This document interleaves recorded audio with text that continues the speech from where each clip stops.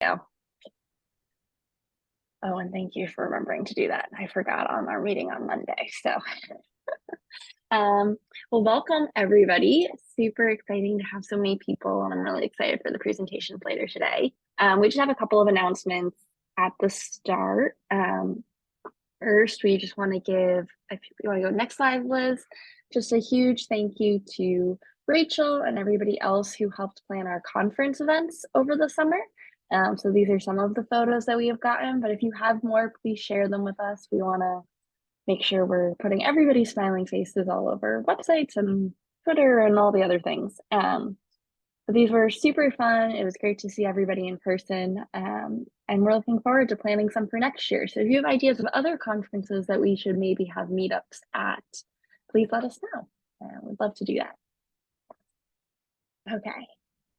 We are also actively searching for people to write blogs. So these are some of the topics that we have in mind, including techniques for interviewing, grant writing, publications and tips for that, skills in the lab environment, mental health, hurdles that women are facing, particularly in biomechanics, or you are definitely welcome to bring your own idea. So if you are interested at all in writing a blog, please contact Alexa with her communications email below. And if you haven't had a chance to read the recent ones, they have been super amazing about parenting and academia and all of those related things. So check those out. Okay, I think we have one more announcement. Just a big thank you to everybody who filled out our survey. We have had 88 responses so far, which is more than we had last year. So we're really excited about that. I believe it is still open. Freya's not here to correct me. So if you haven't done it, please take a few minutes right now just to finish that. I think we're going to close it very shortly. And stay tuned for the results, which are coming soon. And with that, I'll turn it over to Liz to introduce our speakers.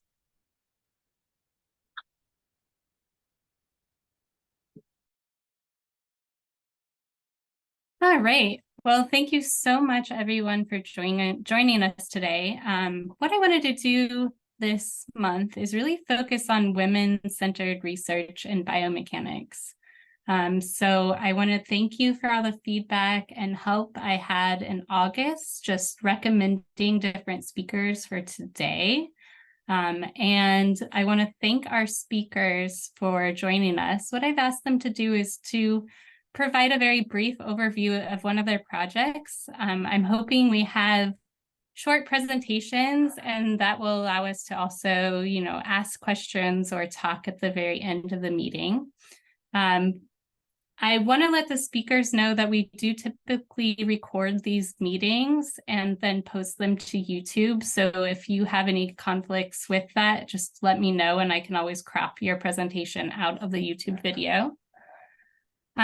Starting our presentations today is Lois Galtry, she is a PhD candidate, and her research focuses on female-centered socket design. So I can't wait to hear more about your research. And I'm going to let you share your own screen because, as you see, I'm not the greatest at doing this. So thanks for your patience, everyone. Sorry, this might take a moment.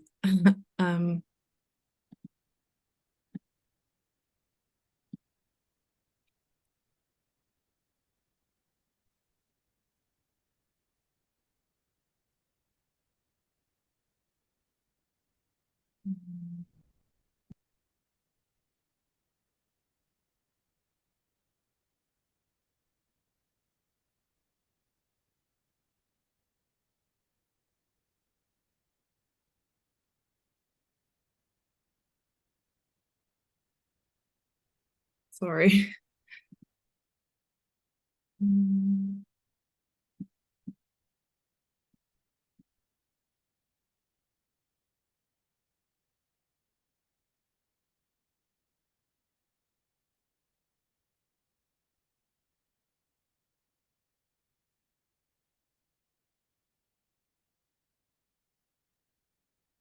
If you want, I can share your presentation on my side, whatever's easier.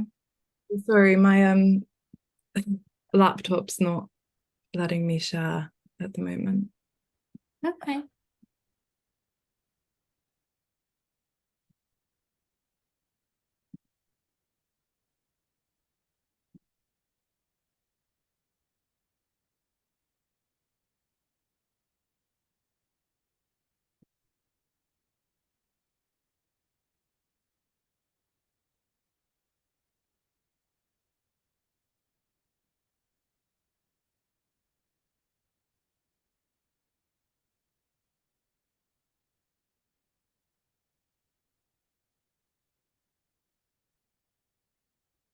Okay.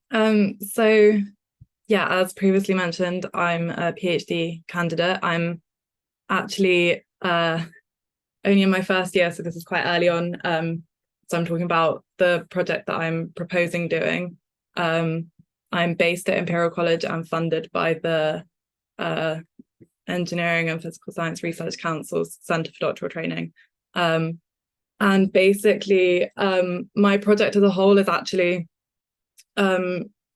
looking at designing sockets in general for above knee amputees to accommodate volume changes that occur during the day. But during my early research for this, I came across a couple of studies.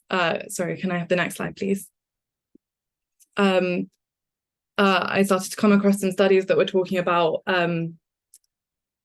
for instance, that there's a higher rate of dissatisfaction with prosthetic fit in female amputees, and that they have greater pain and interference. And one of the main reasons that's highlighted at the bottom for this dissatisfaction is a lack of adjustability to accommodate weight fluctuations, and particularly related to hormonal changes.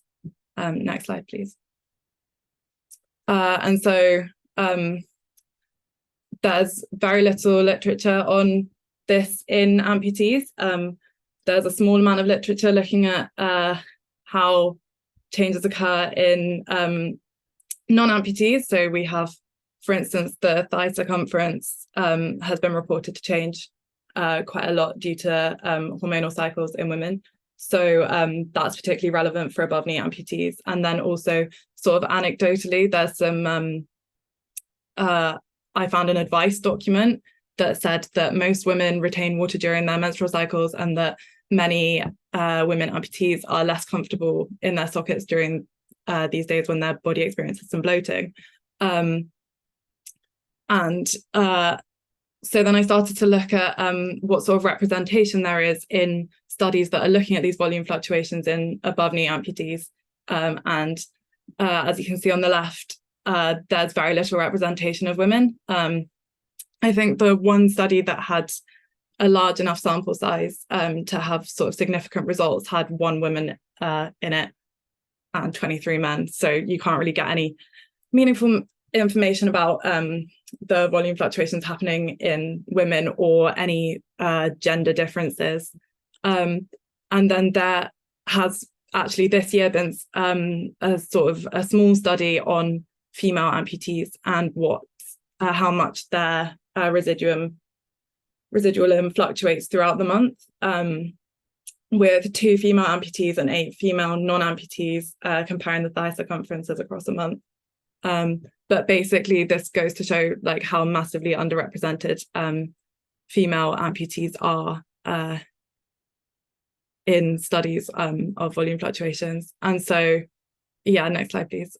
So what I'm planning on looking at is firstly, making sure that I include plenty of women in my studies in all aspects of my research. I also want to analyze whether there are sex-based differences in the outcomes at all stages of the research. And I'm also designing a study to specifically look at female-specific changes that occur across the month, and hopefully compare that to male amputees as a control group to sort of, look at the sex-based differences. And then I thought I'd also include this that I'm not looking at myself, but it's also another factor that I thought was interesting was the other thing that's highlighted as a problem is that the sockets themselves aren't actually designed with female bodies in mind. Next slide, please. Next slide, please. So the principles behind the loading of the socket, the traditional socket designs load predominantly through the pelvis, and something that I at least couldn't find any research on was how the differences in pelvis shape between male and female skeletons would make a difference to how the loading occurs throughout the body. So I think that would be really interesting. Next slide, please. And if you look at, again, the representation of females in the studies that have compared these different like socket designs, they're also massively underrepresented in this area as well. Next slide, please. So overall, my summary of this is that women are massively underrepresented in socket design requirements. So that's the bit that I'm sort of looking at with the measuring the volume fluctuations to see what's needed, and in the design and testing stages. So I'm going to be addressing that. And then that there are also potential physiological differences in the day-to-day changes in the residual limb, as well as anatomical differences in the socket designs.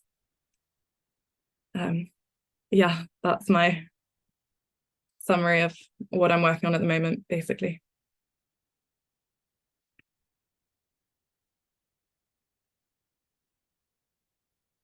Thank you.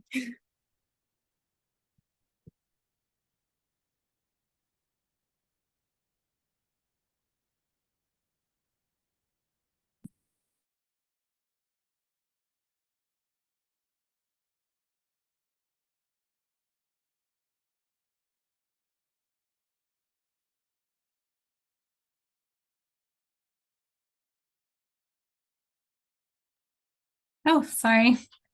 Thank you so much. I'd like to open up just briefly to any questions or thoughts, and then we'll move on to the next speaker. Thank you.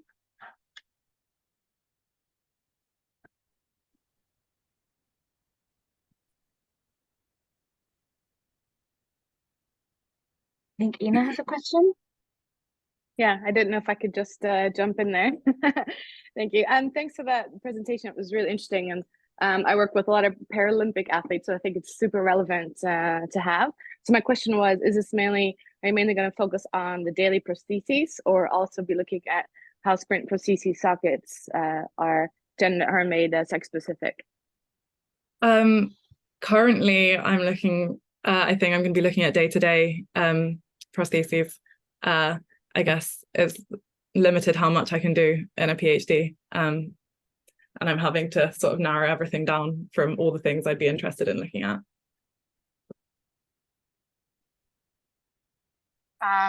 Really interesting work. I do upper extremity amputee work here in Utah. And one of the things we're struggling with is we recruit all of our subjects, almost all of our subjects, through the Veterans Affairs or from Veterans of War.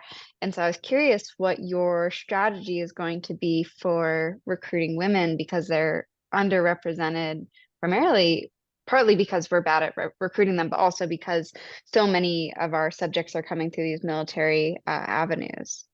But this might be too early to have a full thought, but I was curious if you had any plans.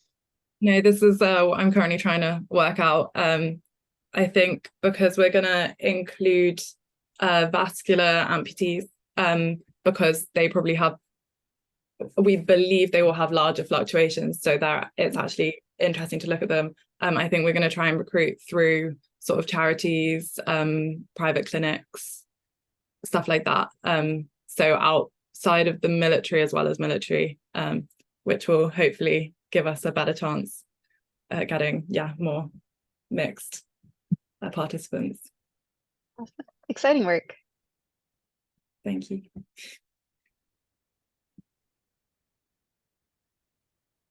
All right, thanks so much. With that, I'd like to introduce our second speaker, Dr. Elizabeth Russell Esposito.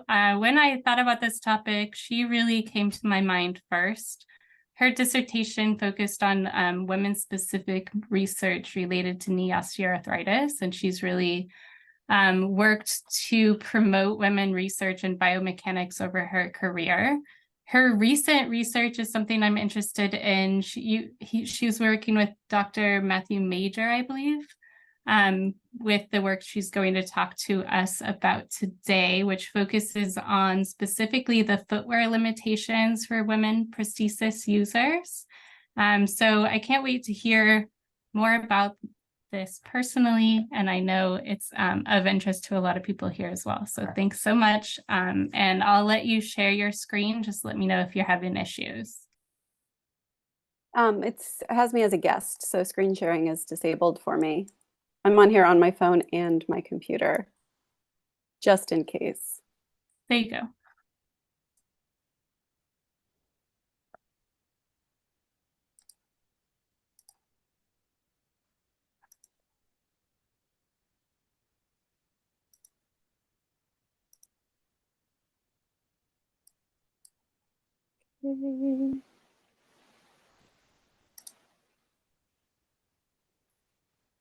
Okay, so looking at women prosthesis users and the limitations they experience with footwear, I've changed my title just ever so slightly to focus in on some updated views of the shoes women choose. I also write poetry in my spare time, of course.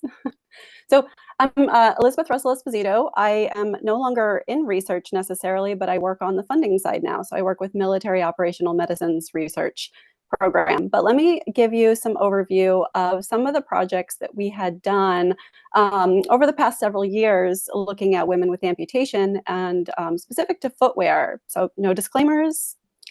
But how on earth did I get involved in this area of research? Yes, I started my dissertation many years ago looking at the needs of women with osteoarthritis. We also did a lot of footwear research in the lab. But one day I was working at the Center for the Intrepid, and a patient came in with her prosthetist, and they were trying to lend some biomechanical support to why she claimed to walk better in her 4-inch stiletto high heels with a modified pediatric running foot attached to them than in her gym shoes. So we did a biomechanical analysis, and we think that maybe she was actually more constrained on both ankles in her 4-inch stiletto high heels. So she actually had greater symmetry at the ankle, which we think is why maybe she was saying she walked better in them. But that case study opened up this whole new line of research for us. So no surprise, women have more pair of shoes than men. Most of the time, I don't need a reference to say that, but I have one just in case. But this includes high heels. And what you see here on the left is an actual shoe rack from that same participant's closet. This is one of 3 shoe racks that she had. This one is all kind of gym shoes, but she has a lot of high heels as well. But when we're looking at some of the limitations in the existing prosthesis designs, there are a number of them. To include the fact that some of them don't go below a women's size 8, others a women's size 7, or a women's size 6 in the type of prosthetic foot that you have. So there's some really limited options that people have. You have to go to a pediatric design sometimes, and that restricts the types of components that you can then use with a prosthetic foot. So we've done a number of studies with our study team that consists of Maddie Major up at Northwestern University, Andrea Akeda, Andrew Hansen, and this is Chris Herbs up at Minneapolis VA, Billy Savas Slater, Kat Muschler. So this has been a really fantastic group to work with, and we've done a series of studies in this area.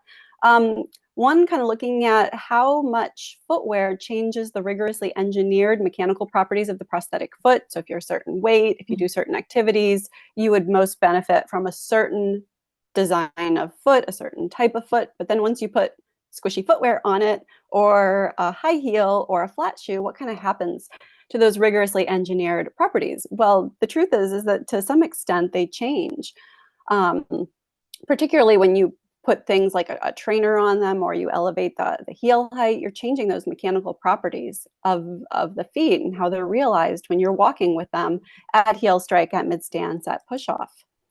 Also, let's say you take a prosthetic foot and you use the same, you're given a prosthetic foot, it's aligned by your prosthetist, but then you use it in different shoes. So you use it in a flat shoe that doesn't have any heel lift, or you use it in a gym shoe that has maybe a 1-inch heel lift. Well, that changes the gait biomechanics that you would be experiencing.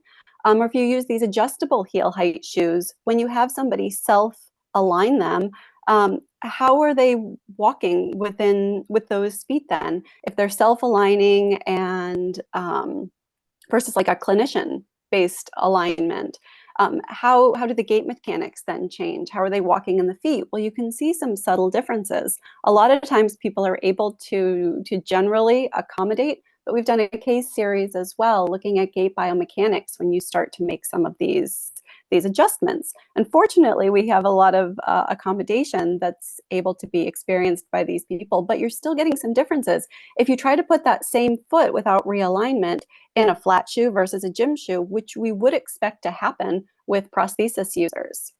Now, one of the things that I want to key in on that I think is really, really important when we do biomechanical research is that sometimes the biomechanics are not telling the entire story.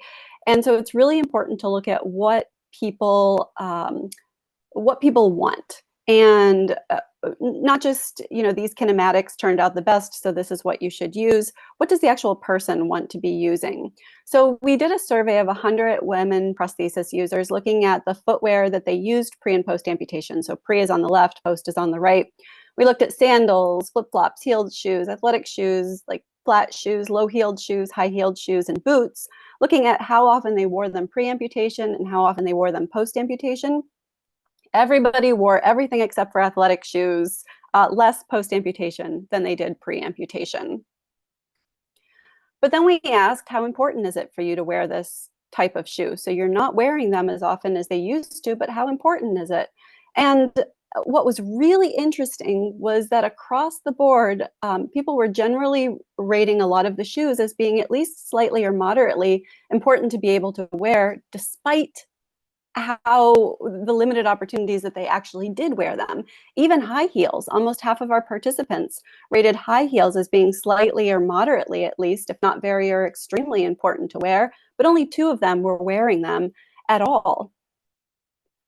So this is really, really interesting looking at, what do people want to wear, even if their biomechanics don't show up as, being optimal in a 4-inch stiletto high heel. It doesn't necessarily matter if that's the type of shoe that they want to be able to wear. It's up to the researcher, it's up to the clinical team to try to accommodate the needs and desires of the patients. So one thing that I thought was really interesting was how often did you wear this type of shoe in physical therapy after amputation? And so never is reported here.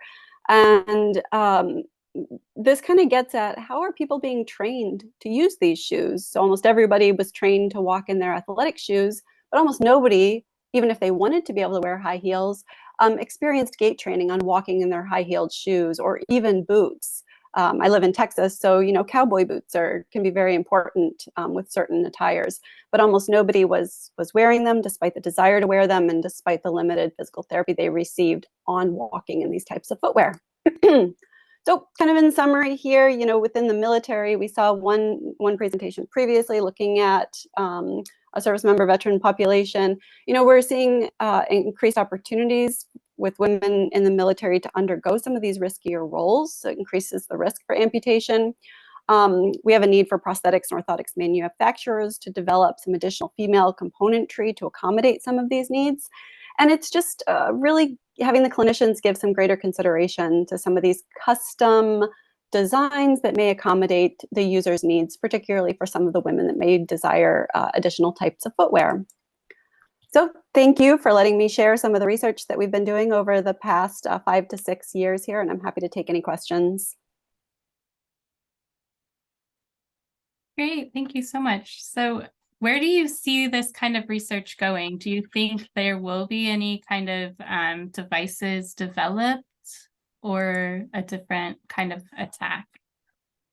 Yeah, I think there's already started to be some new devices developed. I mean, Andy Hansen's team at the Minneapolis VA has incorporated 3D printing, so you can get a really, really close agreement with the shoe. You scan the shoe and then you 3D print a design to put directly in the shoe. And then he has this ankle that can snap in and out of the different feet. So you can really, really quickly change from one shoe to another.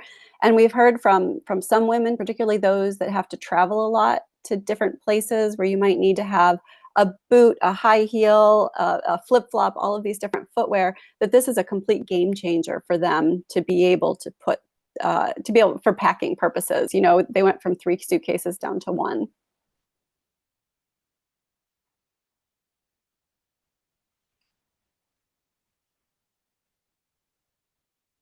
Kat.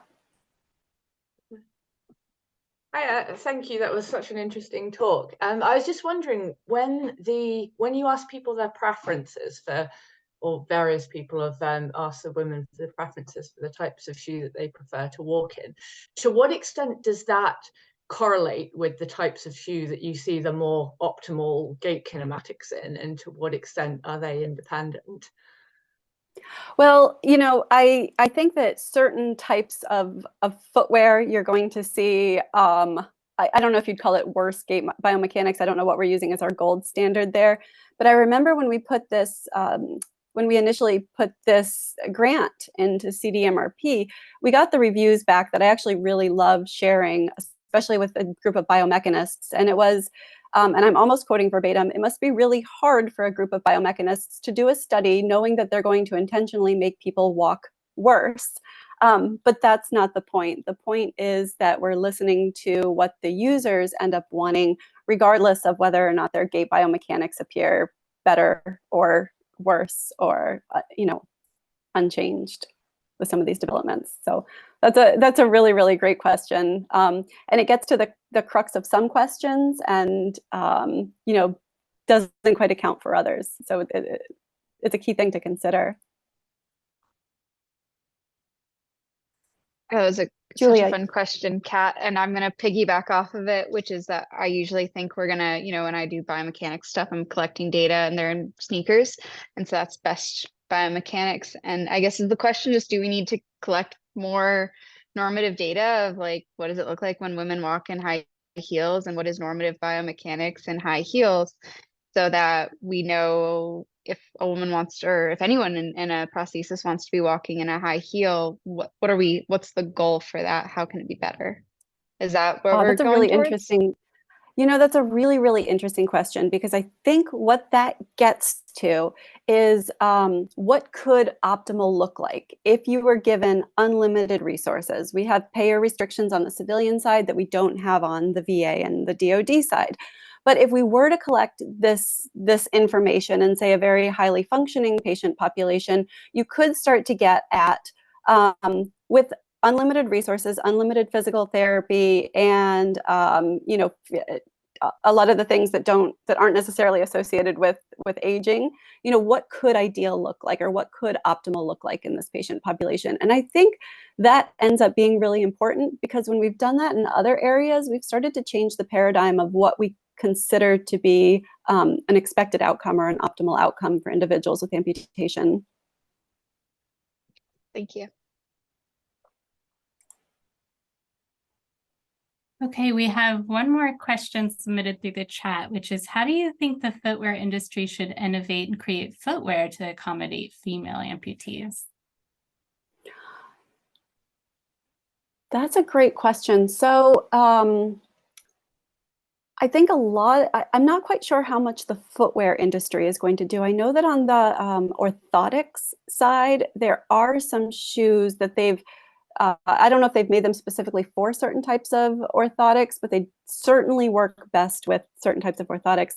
On the prosthetic side of things, it's going to have to be, if the footwear industry does decide to go this direction, I think it's going to have to be a little bit of an interplay between the footwear side and probably the prosthetics side as well. It's probably a little bit simpler to have the prosthetics side develop to kind of interface with all the vastness of the different kinds of footwear that end up being out there, but coming up with solutions like 3D printing something for just a few dollars to fit seamlessly inside the shoe, so you don't have that movement between the shoe and the prosthetic foot, could be an area where that is helpful. But really making these devices be able to fit within there as well, because there are certain times that people have to modify footwear, like with zippers on boots and everything, to be able to get a prosthetic foot in there. So I think it's likely mostly on the prosthetic side versus the footwear side, but there are opportunities there. Great. I'd just like to thank you so much one more time and remind everyone that Dr. Russell Esposito actually works at the CDMRP now. So she's a great resource and friendly face to ask about any DoD funding, particularly under prosthetics, orthotics.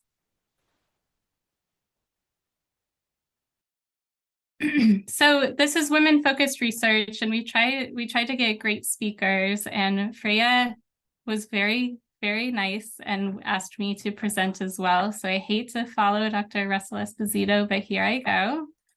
Let me share my screen.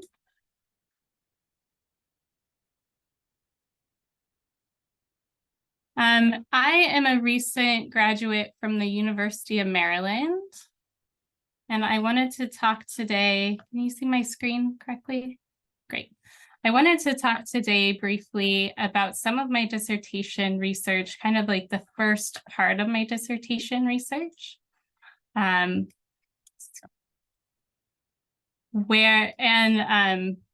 This data really shows that pregnancy and walking speed influence external knee joint moments. So I presented this previously at ACSM, but I'm really thankful to share it again today with IWB. Clinical evidence suggests that experiencing pregnancy increases a woman's risk of knee osteoarthritis, which is a painful and mobility-limiting disease that results from the deterioration of cartilage between the bones and the knee joint. Although understanding the pathology of knee OA is complex and the causal relationship behind this association is poorly understood, the mechanical load on cartilage during walking appears to be important to the initiation and progression of the disease, especially if walking mechanics are abnormal. Pregnancy is also associated with many changes in mechanical forces like mass, center of mass, and joint laxity that are known to progressively change walking mechanics. However, it's currently unclear how factors like knee joint moments that more directly indicate the load on cartilage are affected. Therefore, the purpose of this study was to determine the effect of pregnancy on walking speed and on resultant knee joint moments. As part of a larger study, 10 healthy pregnant women in their third trimester and 10 non-pregnant, never pregnant women volunteered for instrumented gait analysis at preferred comfortable walking speeds and controlled walking speeds of 1.0 and 1.5 meters per second. We first investigated if walking speed was slower for pregnant women and found that on average, the pregnant group walked 0.9 meters per second slower than the non-pregnant group, but the difference was not significantly different. I then used one-dimensional statistical parametric mapping analysis with the repeated measures ANOVA model to investigate differences in pregnant and non-pregnant knee joint moments. I'd just like to note that these are not mass normalized. In these graphs, pregnant data is shown in black, and the group averages for knee flexion, adduction, and rotation moments or over stance are also shown for all three speed conditions. Significant speed effects are shown here in yellow. Group effects are indicated in pink, and a group by speed interaction effect highlighted in black indicated that the knee adduction moment changed in a different way as pregnant women walked faster, which is interesting since loading peaks are greater than non-pregnant women and the average speed tended to be a bit slower. To determine if knee joint moments in pregnancy were elevated compared to non-pregnant walking, I then performed post hoc analysis of within speed differences, which indicated significant between group differences in knee flexion moment for all speeds at heel strike and near toe off, and between group differences in knee adduction moments at all speeds throughout a wide range of stance, as well as between group differences in knee rotation moments with greater internal rotation at loading response and greater external rotation throughout mid to late stance.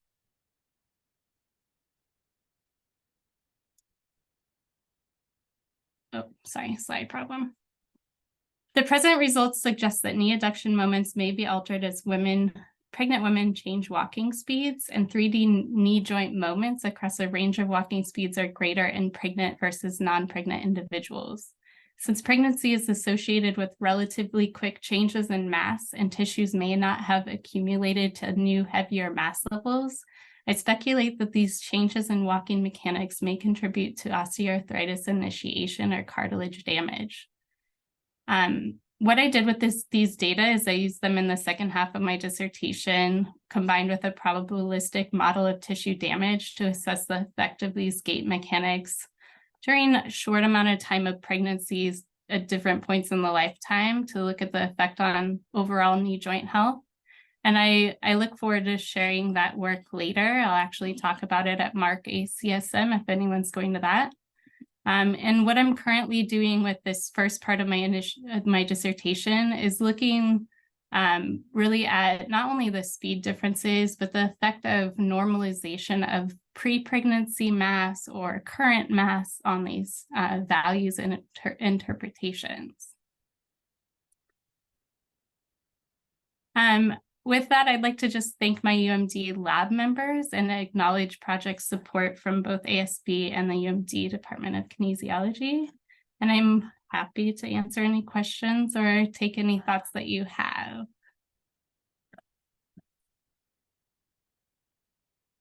So thanks for letting me butt into this. I really appreciate it.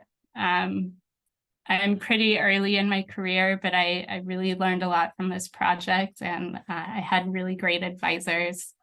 So I'm looking forward to finishing it up by publishing it. I'm glad Anna will be at Mark ACSM. I hope to see other people there.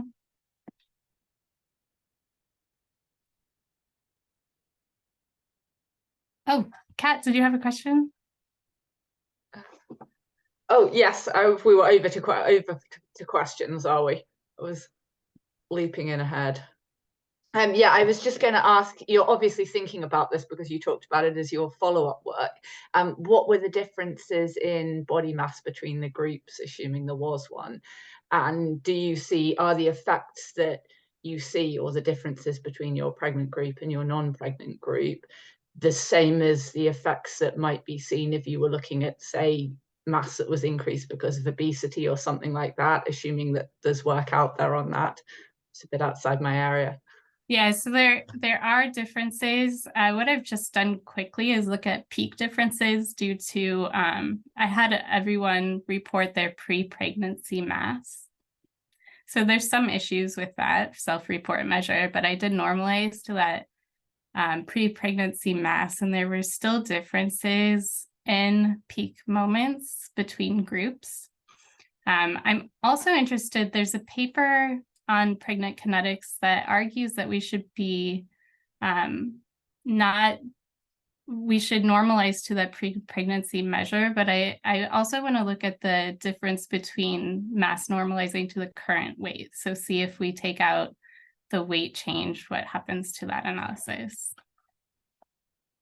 Oh, let's see, Julia, you're first on my screen. I'll take your question. And this is a quick one. I might have missed it.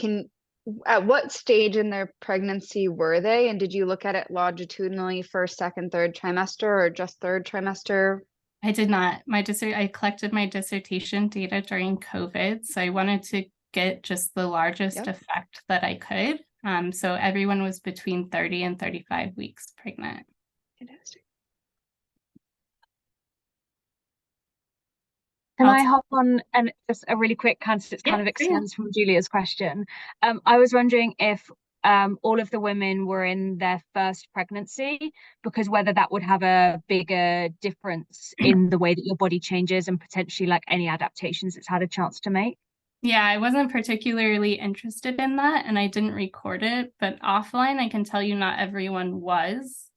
And as a woman that's experienced 2 different pregnancies, I think you're right, like that each pregnancy is very, very different. And I think once your body changes, there's a lot of physiology that changes in a different way for a second pregnancy. So I'd be interested in looking at those differences as I move forward. Okay, Lululemon, I'll take your questions. All right, the question's from Ida. Sure. Yeah, great presentation. I was wondering if this relationship might still hold true in like highly trained women, for example, women who are doing a lot of weight training before pregnancy, or can weight training mitigate some of those like increases in the moment? I think that's really good insight. What I'm hoping to do is become a stronger MoCo user, so I can almost use MoCo to change things like muscle strength and see what we would predict happens if we can isolate that one change. I can tell you that all my participants were very fit and healthy pregnant women. Once I publish the data, you'll be able to see like even their current mass was very fit, even though they were 30 to 35 weeks pregnant. So I think because I collected in COVID, what I got for participants were very fit pregnant women that worked in the university that knew I needed this data for my dissertation. So I got a very, biased group of healthy women. Okay, I don't know if that's a good answer or a bad answer. Yeah. Thank you. But thank you. Okay, so if anyone has any questions, I'm happy to answer them, but I thought we would finish strong by sharing Dr. Linda McLean's video. She graciously recorded it for us. Let's see, let me share my screen one more time. And she really focuses here on runners with urinary incontinence and what that effect is. Okay, can you see the right side of my screen? Yeah. Okay. Hi, I'm Linda McLean, and I'm from the University of Ottawa, where I run the Motor Function Measurement Lab. I'm really appreciative that you invited me to present some of our recent work to you today. I'm sorry I can't be there live, but I am available to answer questions or have any discussions people like after the fact. So I have put all my contact information at the end of the presentation, and please don't hesitate to contact me. I decided that today I would present some of the recent work we've been doing on runners with urinary incontinence, because I thought it would be more relevant to many of you than some of the other things we study. We do also study pelvic and urogenital pain as well as interventions, but I thought this would be of more interest to more of you. So the presentation I'm going to do today is really based on one of my PhD students, Marie-Ève Bérubé, her work that is included in her PhD thesis, which she is close to defending. So I want to make sure that she gets credit for this because she's done such a stellar job with the work over the past several years. Without further ado, I'm just going to get started and introduce what I wanted to talk to you about today, which is pelvic floor muscle characteristics in runners with and without running-induced stress urinary incontinence. This was an observational study, and the study has received funding from the Canadian Institutes of Health Research. We also receive funds from the Natural Sciences and Engineering Research Council of Canada, which really supports us building the tools that we need to use for our research, because unfortunately, when you study pelvic floor, most of the devices we use have to be custom made. So 44% of runners, female runners, report leaking urine when they run. And we know that urine leakage is a significant barrier to exercise, yet we don't fully understand what's going on with the pelvic floor causing this large number of runners to leak urine while they run. So the aims of this particular study were to investigate differences in pelvic floor morphology and function between female runners with and without urinary incontinence during running, and to also look at changes in their morphology and function that are induced by the run. So it was sort of a two-phased study, and we recruited the same group of runners for both phases. So we recruited runners with and without reports of urine leakage during running. They had quite a substantial running history and volume in order to make sure that there was significant loading that was happening on their pelvic floor, and confounding conditions were excluded. So the measures that we do, other than our questionnaires, to look at incontinence severity and other symptoms, the primary measures were ultrasound imaging and intravaginal dynamometry. So in terms of ultrasound imaging, what we look at is a 3D image of the pelvic floor. So over here, my red dot, I just called that up, but this is the levator hiatus. It's the opening where the urethra, vagina, and anus pass through, and it is surrounded by the levator ani muscles. That's a multiplanar group of muscles, and that's only looking at them in one plane, but it gives us a sense of how much support the pelvic organs have through the pelvic floor. Other measures we do are the length of the levator plate, which is the distance from the pubic symphysis to the anorectal junction. And we also look at the bladder neck height. So how far the bladder neck is sitting, how low it's sitting in the pelvis, which tells us about urethral and bladder support higher up. The last thing we look at is urethral cross-sectional area. And really what we're getting at is the urethral wall to see if the striated sphincter has hypertrophied. For dynamometry, as I mentioned, we built our own intravaginal dynamometer, and we use it to measure relative peak force, which is the most force someone can generate during a voluntary contraction. We measure the rate at which they can develop that force, and we measure how long they can hold the force. We also passively open the arms of the dynamometer while it's in their vagina, and we can measure the resistance to passive elongation or stiffness. We can measure the peak stiffness, and we can measure the stress relaxation response. And so what we did is we did all of these ultrasound and dynamometry measures in women before and after they performed a standardized treadmill running protocol, which involved running at fixed speeds, then a self-selected pace for 30 minutes, and then followed up by the same fixed speeds. And really, for the purposes of this study, we're only interested in the fact that they ran for 37 minutes. Immediately after they finished running, we removed a pad that we had pre-weighed and put in their underwear to get a sense of how much urine they leaked. And within 15 minutes of completing the running, we had repeated the ultrasound imaging and the dynamometry. So the results I'm going to present to you today are based on 20 continent runners and 19 runners with urinary incontinence while running. The groups are largely similar, although the control group, the non-leakers, was slightly younger than the leakers. And there were more of the runners who leaked who had had more than one vaginal delivery, but all the same numbers were pairs in each group. So when we looked at comparing the baseline values between runners with and without incontinence, so the idea was to see if there was some difference in the pelvic floor response to cumulative loading over time. And this is a whole lot of information, but I'm going to just tell you the take-home messages from it. So what we found was that the runners who leaked urine generated actually more power during their MVC, so they developed power more quickly.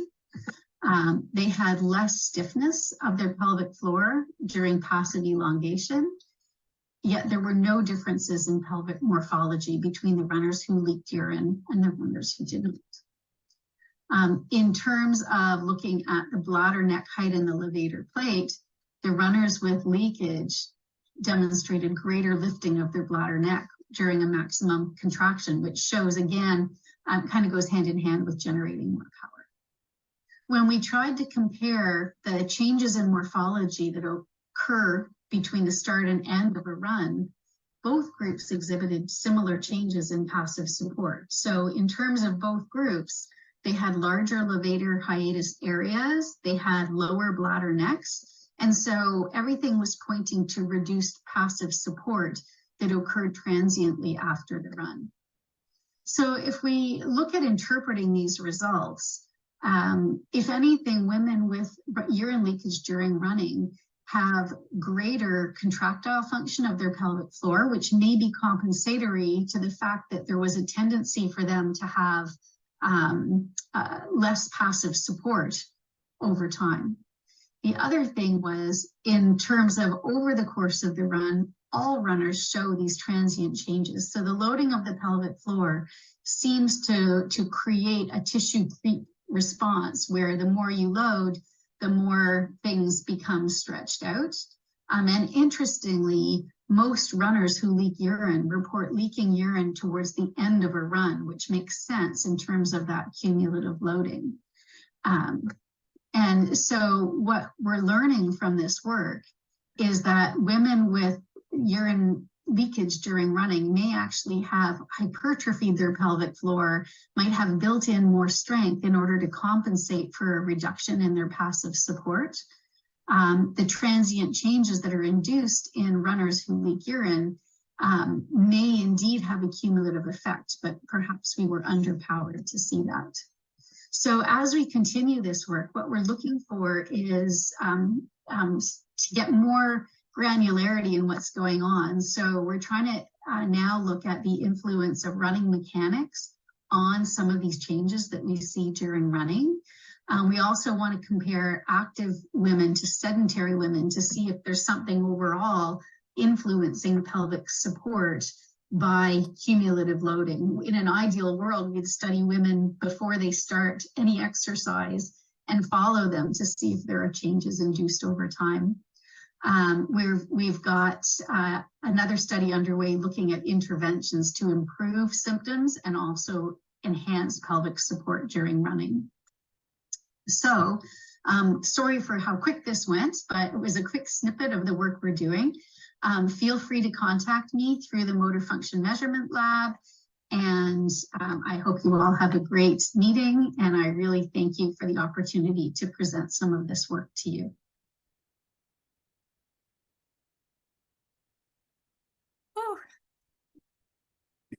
You guys could hear that, right? Okay, most of you could hear it. So that's some wonderful job by Dr. Linda McLean, and we can definitely open that up to comments. And if you want to reach out to her, I can share her contact information. So I'll open up to comments.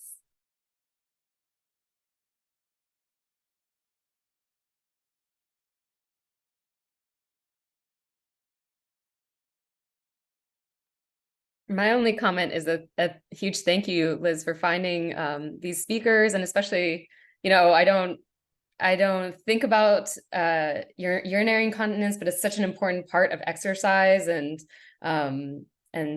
yeah, I think I'm thinking of like how much more we could learn by kind of crossing disciplines, and so yeah, thank you for bringing her on, because now I'm really excited to learn more about it. Great. Well, I really enjoyed hearing from all the other presenters, and thank you for all the involvement here today. I always like these research presentations and questions afterwards. So thanks so much. And I look forward to next month's meeting, where we're going to continue this research theme and look into clinical applications and biomechanical projects within the group. So thanks again to everyone. And have a great month.